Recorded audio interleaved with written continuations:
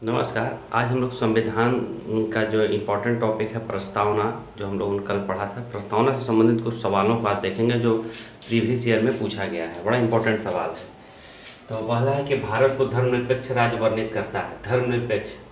धर्मनिरपेक्ष राज्य वर्णित करता है प्रस्तावना। अब धर्मनिरपेक्ष क्या है? धर्मनिरपेक्ष का मतलब होता है कि राज्य जो है, यानी कि देश जो है, भारत जो है, वो सारे धर्मों को मानता है। उसका अपना कोई धर्म नहीं है। मतलब किसी देश का अपना कोई धर्म नहीं होता है तो वो धर्मनिरपेक्ष कहलाता है। तो भारत का अपना कोई धर्म नहीं है, यहाँ सारे धर्म के लोग रहते हैं, इसलिए प्रस्तावना में धर्मनिरपेक्ष राज्य का वर्णन किया गया। कौन सा शब्द 1975 में संविधान की प्रस्तावना में नहीं था? प्रस्तावना में नहीं था, अखंडता शब्द नहीं था।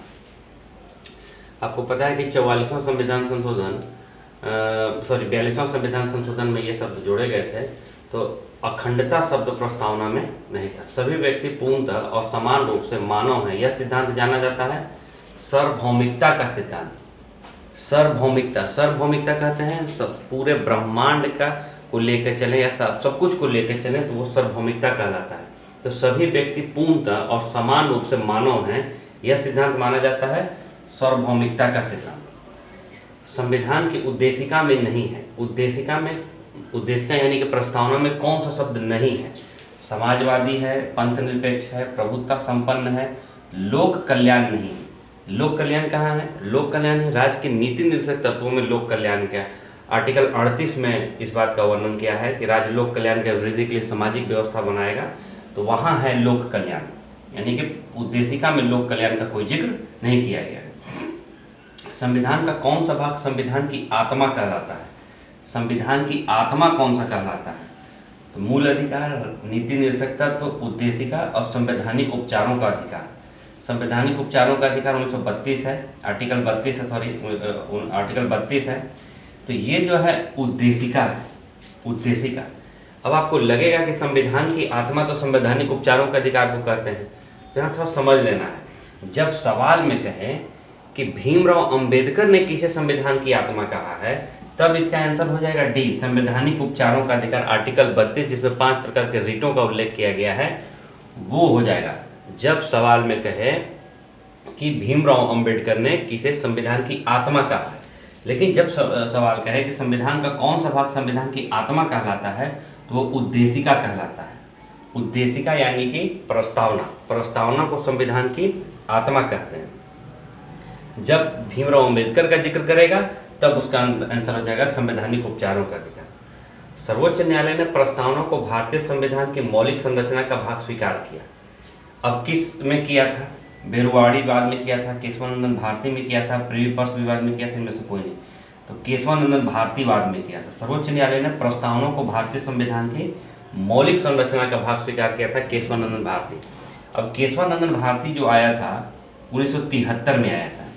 केशवानंदन भारती जो थे सो केरल के एक मठ के मठाधीश थे। वहाँ की गवर्नमेंट ने इनके जो मठ था उसकी ज़मीनों को अधिग्रहण कर लिया था। इसके कारण उन्होंने सुप्रीम कोर्ट में केस किया था और वहाँ से ये केशवानंदन भारती मामला सर्वप्रथम आया, जिसमें कहा गया कि प्रस्तावना को भारतीय संविधान की मौलिक संरचना का भाग स्वीकार किया गया।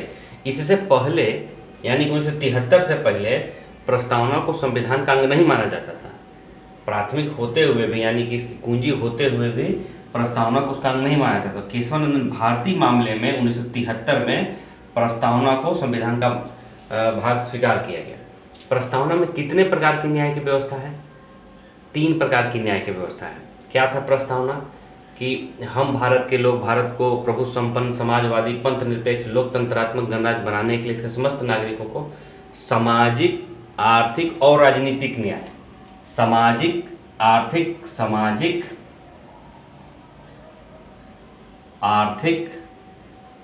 और राजनीतिक न्याय, सामाजिक, आर्थिक और राजनीतिक न्याय, ये 3 प्रकार का न्याय की व्यवस्था की गई है। सामाजिक, आर्थिक और राजनीतिक न्याय, तो इसका आंसर हो जाएगा 3। प्रस्तावना में कितने प्रकार की न्याय की व्यवस्था है? तो 3, सामाजिक, आर्थिक और राजनीतिक न्याय।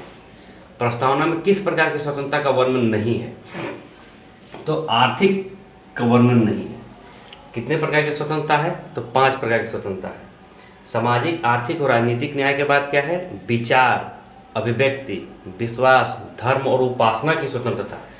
विचार है, अभिव्यक्ति है, विश्वास है, धर्म और उपासना की स्वतंत्रता।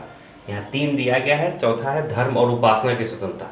आर्थिक स्वतंत्रता का वर्णन नहीं है। तो प्रस्तावना में कितने प्रकार की स्वतंत्रता का वर्णन है? तो 5 प्रकार की स्वतंत्रता का वर्णन है और 3 प्रकार के न्याय की व्यवस्था का वर्णन है। भारतीय संविधान का प्राधिकार का स्रोत क्या है? प्राधिकार का स्रोत है भारत के लोग, यानी कि ये जो अधिकार प्राप्त हो रहा है ये कहाँ से प्राप्त हो रहा है? भारतीय लोगों से प्राप्त हो रहा है, इसलिए इसे प्राधिकार का स्रोत माना गया भारत के लोगों को। संविधान की प्रस्तावना पर किस क्रांति का प्रभाव नहीं झलकता है? तो ये चीन की क्रांति का प्रभाव नहीं झलकता है। फ्रांसीसी क्रांति का है, जहाँ से बंधुत्व का नारा लिया गया था। अमेरिकी क्रांति का तो बहुत ज़्यादा प्रभाव पड़ता है। प्रस्तावना को अमेरिका की क्रांति से ही, मतलब अमेरिका के संविधान से ही लिया गया है। कल के वीडियो में भी हमने आपको बताया था कि प्रस्तावना जो है कहाँ से लिया गया है? वो अमेरिका से लिया गया है। प्रस्तावना की भाषा कहाँ से लिया गया है? वो ऑस्ट्रेलिया से लिया गया है। तो चीन की क्रांति का इस पर प्रभाव नहीं पड़ा है। तो मैं समझता हूँ कि प्रस्तावना से संबंधित ये सवाल काफ़ी हैं। अगर इससे भी ज़्यादा अगर आपको कोई दिक्कत है तो आप कमेंट बॉक्स में कर सकते हैं। धन्यवाद।